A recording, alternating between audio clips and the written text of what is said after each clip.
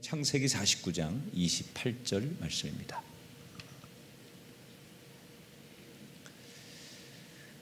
우리 다 같이 한 목소리로 창세기 49장 28절의 말씀을 같이 읽어보도록 하겠습니다. 시작.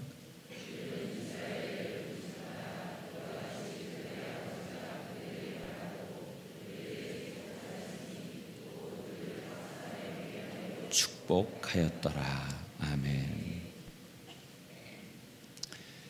심리학 용어 중에 졸부증후군이라고 하는 말이 있습니다. 갑작스럽게 어느 날 부를 축적한 사람이 자기가 신분이 상승하고 남들에게 주목을 받으면 그것에 대한 압박감을 견뎌하지 못하는 불안한 정신적 질병을 겪을 때 그런 사람을 가리켜서 졸부증후군이라고 합니다. 미국의 유명한 해군 장교였던 코넬리우스 밴더빌트라고 하는 사람이 있었는데, 이분이 오늘날로 말하면 우리 돈으로 한 100조 원 정도의 재산을 모은 사람입니다. 당연히 이 재산을 나중에 자식들에게 물려주었겠죠, 이 밴더빌트가. 그리고 자식들이 그 아버지에게 물려받은 재산들을, 엄청난 재산들을 가지고 얼마나 행복한가, 나중에 이거를 조사했습니다. 한 작가가 그들의 가문을 조사해서 1973년도에 120명의 직계 자손들, 밴더빌트의 직계 자손들을 어떻게 살고 있나 조사해 봤더니 100조 원이 넘는 재산을 상속받은 자식들 가운데 우리 돈으로 100만 달러, 10억 원 이상을 소유하고 부를 가지고 있는 자식이 한 명도 없더라는 거예요. 어느 연구 조사 기관에서 이런 통계를 냈습니다. 재산이 상속되었을 때 상속받은 후손들 중에 60%가 2세대가 끝나기 전에 상속된 재산을 다 소비하는 것으로,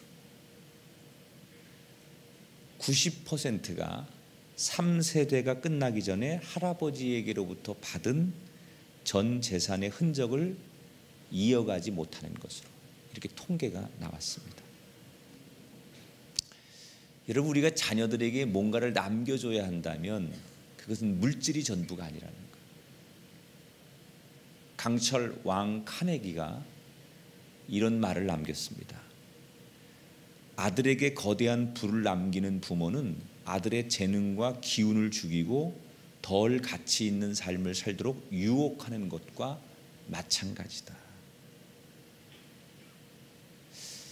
저는 오늘 우리 이렇게 5일 동안 집회하면서 자녀들도 부모님들이 손잡고 함께 나오고, 우리 젊은이들도 함께 이렇게 예배를 드리는 모습을 보면서 우리 부모님들이 참 좋은 유산을 하나 남겨주시는 거다. 우리 자녀들이 이 세상을 살아가면서 언젠가 부모님들이 다 이 세상을 떠나고 없을 때 이 새벽에 부모님 손에 이끌려 나와서 춥지만, 잘 뭔지 모르지만 기도로 하루를 시작하고, 그리고 열심히 옆에서 때로는 눈물을 흘려가며 기도하는 그 부모님들의 모습이 자녀들에게 다 각인되어 있을 텐데, 이것이야말로 우리 부모님들이, 우리 가족들이 자녀들에게 줄 수 있는 최고의 유산을 지금 남기고 있는 것이다. 여러분, 이 영적인 유산을 더 확실하게, 더 귀하게 남겨줄 수 있기를 주의 이름으로 축원합니다. 오늘 이제 드디어 야곱의 마지막 인생, 자기의 인생을 다 살고 임종을 앞두고 자식들을 다 불러 모아서 자기가 살아온 인생을 회고하면서 자식들에게 영적인 유산을 남기는 이야기, 그게 오늘 본문의 말씀이에요. 자, 47장 9절에 보니까 야곱이 자신의 인생을 이렇게 돌아봅니다. 야곱이 바로에게 아뢰되 내 나그네 길의 세월이 130년이니이다. 내 나이가 얼마 못 되니 우리 조상의 나그네 길의 연조에 미치지 못하나 험악한 세월을 보냈습니다. 자기가 인생의 노년에 생각해 보니 자기가 젊을 때부터 지금까지 살아온 인생을 회고해 보니까 자기는 참 험난한 인생을 살았다는 거예요. 자기 욕망 때문에 형과 아버지를 속이고 그래서 도망자가 되고 다시는 부모를 만나지 못하는 생이별을 하며 살았던 서러웠던 젊은 인생. 도피처라고 생각해서 갔던 그 친척집에서도 자기보다 더한 강자를 만나 삼촌에게 사기를 당하고 속고 속이는 피곤한 인생을 평생 살았어요. 바단 아람에서는 사랑하는 아내 라헬을 얻기 위해서 무려 20년 동안 머슴처럼 일을 하기도 하고 어떻게 간신히 가정을 이뤘는데 헤브론에서 자기 자식들이 사고를 칩니다.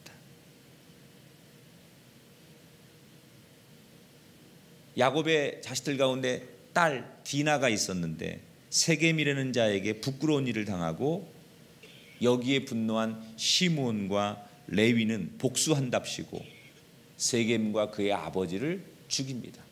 그래서 살인자가 되고 강도가 돼요. 완전히 집안이 풍지박살돼요. 그리고 유명한 사건 아시죠? 야곱의 막내 아들 요셉을 다른 아들들이 애굽의 노예로 팔아버리고 아버지 야곱에게 와서는 요셉이 죽었다라고 거짓말을 해요. 보세요. 아버지가 거짓말을 하듯이 아들들도 똑같이 거짓말을 하고 있어요. 아버지가 사기를 치듯이 자식들도 수단과 방법을 가리지 않고 사기치며 살고 있어요. 참 야곱은 우여곡절을 많이 겪었던 인생. 그런데 제가 5일 동안 누누이 강조하는 얘기 가운데 하나가 뭐냐면 이런 야곱 같은 사람이 하나님의 사람으로 쓰임을 받는다는 거예요. 이게 은혜라는 거예요. 이게 은혜 아니고는 있을 수 없어요. 어떻게 이런 사람이 하나님 나라의 중심으로 쓰임 받습니까? 그건 야곱이 잘해서가 아니라 하나님이 그에게 은혜를 베푸시기 때문에.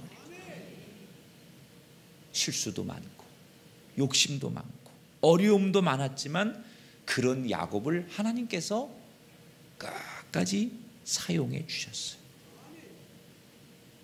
성경을 보면 하나님은 서열로 사람을 쓰시지 않아요. 능력으로 사람을 쓰지 않아요. 자, 하나님이 아브라함의 자손들을 축복하시겠다라고 약속을 하시죠. 그래서 하나님이 약속하신 대로 그 아브라함의 후손들을 계속 축복하는 거예요. 그런데 가만 보면 하나님께서 사용한 사람들이 첫째들이 아니에요. 이스마엘보다는 이삭을, 에서보다는 야곱을, 수많은 형들을 다 놔두고 막둥이 요셉을, 므낫세보다는 에브라임을 축복하셨어요. 하나님이 보시는 기준은 뭡니까? 세상의 서열이 아니에요. 그 마음의 중심이에요. 여러분, 오늘도 우리가 우리 마음의 중심을 하나님께 드리면 내가 세상적인 서열과 세상적인 신분과 세상적인 배경과 세상적인 학문과 이런 거 상관없이 하나님은 오늘도 내 중심을 받으시고 나의 삶을, 우리의 가문을 축복하시고 사용하시고 일으키시는 분인 것을 기억하시기 바랍니다. 누가 먼저, 우리의 눈으로는 누가 먼저 나왔고 누가 앞에 서 있고 누가 조금 더 좋은 조건을 가지고 있고 누가 조금 더 좋은 대학 나오고 누가 조금 더 똑똑한 것 같고 우리의 눈에는 그게 중요할지 모르지만 하나님의 눈에는 누가 먼저고 누가 더 많이 배우고 누가 조금 더 많이 가지고 있느냐, 이게 중요하지 않다는 거예요.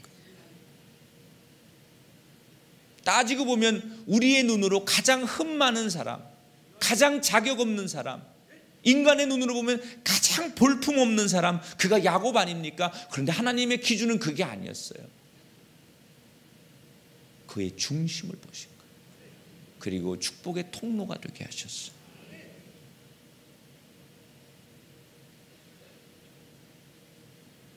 그 계기가 뭐예요? 약복강에서 하나님을 만나 변화된 거예요. 여러분, 이 새벽 기도 5일이 우리에게 약복강이 될 수 있기를 축복합니다. 어떤 인생에게, 어떤 가정에게 이 새벽이 약복강만 되시면 우리가 살아온 불안했던 인생, 부족했던 인생, 그 인생을 축복하는, 전혀 우리의 과거와 상관없는 하나님 앞에 다시 붙들려 사는 기회가 이번 새벽 기도를 통해 우리에게 찾아온 줄 믿습니다. 험난한 자신의 인생을 뒤로하고 이제 자기의 인생의 마지막을 맞게 되었어요. 그래서 아들들을 다 불러 모아요. 그리고 그 아들들을 축복하는 거예요. 여러분, 사람이 마지막이 됐을 때 자식들에게 이제 다 이렇게 뭔가를 남기고 유언하고 떠날 때 그 만감이 교차할 거예요. 제가 지금 보고 싶은 영화가 하나 있는데 시간이 없어 못 보는 영화가 하나 있어요. 니마 그 강을 건너지 마오라는 영화인데, 저도 아직 안 봤는데 그냥 이렇게 예고만 인터넷을 통해서 보고 사람들이 하는 얘기를 들어서 꼭 시간이 되면 금년 가기 전에 그 영화를 보고 싶다. 다큐멘터리 영화인데 98세 된 할아버지와 89세 된 할머니가 76년 동안 결혼 생활을 하면서 알콩달콩 시골에서 살아가다가 할아버지가 먼저 세상을 떠나면 그 남은 그 할아버지의 공백 앞에 서러워하는 그 노년의 할아버지 할머니들의 애틋한 사랑과 이별, 죽음, 이런 것들을 다큐멘터리로 쭉 찍어서 내보내는 영화예요. 아마 저는 보지 못했는데 인간극장에서도 이 할아버지 할머니를 중심으로 방송을 했다고 해요. 그래서 익히 많은 분들이 알고 계시더라고요. 손수건을 양쪽에 들고 가서 봐야 될 것 같아요. 정말 펑펑 가서 울면서 한번 보고 싶은 영화예요. 그 마지막, 그분들에게도 젊은 시절이 있었을 거고 아름답고 고운 자태가 있었을 거예요. 그러나 세월이 지나서 이제 늙고 볼품없는 그 인생의 마지막 순간이 되었을 때 야곱이 오늘 그런 날을 맞는 거예요. 그리고 자기가 이제 자식들에게 자기 인생을 살아온 것을 쭉 이야기하면서 당부를 하는 거예요. 마지막으로 그 자식들에게 하고 싶은 부모로서, 아버지로서 줄 수 있는 유언을 남기는 거예요. 뭘 남길까? 그 마지막 순간에 한마디를 할 수 있다면 우리는 과연 우리 자식들에게 언젠가 뭘 남기고 갈 것인가? 이 야곱의 인생을 보면서 언젠가 우리가 내가 그 자리에 서면 나는 자식들에게 뭐라고 말할까? 오늘 그런 걸 상상하면서 이 설교를 해봅니다. 28절, 49장 28절, 이들은 이스라엘의 12지파라 이와 같이 그들의 아버지가 그들에게 말하고 그들에게 축복하였으니 곧 그들 각 사람의 분량대로 축복을 하였더라. 자, 뭘 축복했어요? 야곱이 뭐 재산을 내가 어디다 어떻게 놔뒀는데 이건 누구와 첫째 아들 네 거고 둘째 아들 네 거고 뭐 이런 거 얘기 안 했어요. 영적인 축복만 했어요. 영적인 축복. 여러분, 야곱이 자식들을 축복할 때 재산 분배를 어떻게 하겠다, 어디 땅은 누가 가지고 어디 집은 누가 가지고 어디 양 몇 마리 누가 가지고 이런 거 자식들이 싸울까 봐 걱정하면서 그런 거 분배해주고 교통정리해주지 않았어요. 뭘 했어요? 영적인 얘기만 하는 거예요. 마지막 순간에 아버지가 아들에게 영적인 재산만 이야기하는 거예요. 너희들이 남은 인생을 살아갈 때 무엇을 바라보고 누굴 의지하며 살아야 할지, 하나님, 야훼 하나님, 그분을 바라보고 그분을 의지하고 살아야 된다. 똑같은 인생을 마감하면서 자식들에게 어느 부모는 그 하나님을 바라보고 하나님을 의지해야 한다라고 하는 영적인 측면의 재산을 남겨주고 가는 부모가 있는가 하면 마지막까지 영적인 건 한마디도 언급하지 못하고 육적이고 세상적인 재물과 세상적 욕망과 욕심만 분배해주고 가는 부모가 있다고 한다면 그 자식들이 살아가는 부모에게 받은 유산 중에 어느 것이 그 자식들에게 값지고 귀한 것인가를 우리는 한번 생각해 봐야 돼. 야곱의 이야기를 쭉 여러분과 함께 나누면서 제 가슴 속에 이런 교훈이 남았어요. 세상은 1등만 좋아할지 모르지만 하나님은 2등도 아니 꼴등도 좋아하시는 분이다. 첫째가 아닌 둘째이기 때문에 둘째라는 콤플렉스에 힘들어하던 야곱은 그래서 열등감 때문에 흠이 많았던 사람이에요. 너무나 머리를 굴리고 작전을 짜고 자기의 계획 그런 게 너무 많았던 사람이에요. 그러다 보니 자기 꾀에 넘어가서 실수도 사건도 많았던 사람.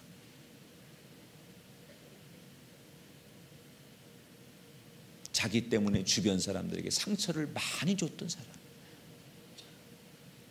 그 야곱의 인생이에요. 그런데 하나님이 그런 그를 사용해 주셨어요. 그런 그를 성경의 중심의 인물로 세워주셨어요. 여러분, 하나님은 우리가 세상에서 잘해야만 복 주시는 분이 아니라는 거예요. 실수하고 못하더라도 기대하시고 지켜보시고 여전히 우리를 사용하고 싶어하는 분이에요. 그 기대에 우리의 남은 인생이 부응하며 살 수 있게 되기를 축복합니다. 야곱이 남깁니다. 내가 147년의 인생을 살면서 한 가지 깨달은 게 있단다 얘들아. 내가 이제 숨을 거두기 전에 내 살아온 147년의 인생을 돌아보면서 배운 게 하나 있는데 하나님을 의지하고 살아야 된다. 이 한마디 남기는 거예요.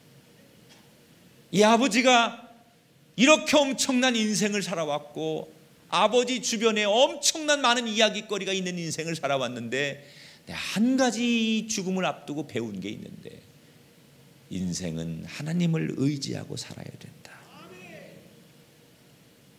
아무리 내 꾀가 있고 지식이 있고 지혜가 있어도 그거 가지고 성공하지 못한다는 거예요. 내 능력으로 살려고 했지만 내 계획대로 내 야망으로 내가 세운 멋진 미래의 꿈을 가지고 살려고 했지만 그것대로 안 되더라는 거예요. 결국 내가 하나님과 씨름하며 하나님을 의지할 때 그때부터 내 세상이 열리기 시작하더라는 거예요. 오늘 이 야곱이 남긴 이 영적 유산이 오늘 우리의 유산이 되기를 축복합니다. 여러분, 하나님과 씨름하는 인생이 되십시오. 우리가 씨름할 것은 세상과 돈이 아니라 하나님과 씨름하는 인생. 여러분의 인생의 문제를 가지고 자녀 문제를 가지고 여러분의 계획의 문제를 가지고 하나님과 씨름하는 사람. 거기에 여러분 인생의 앞날이 보장될 줄 믿습니다. 이게 야곱의 마지막 당부였어요. 너희들 하나님과 씨름하며 살아라. 다 소용없는 거다.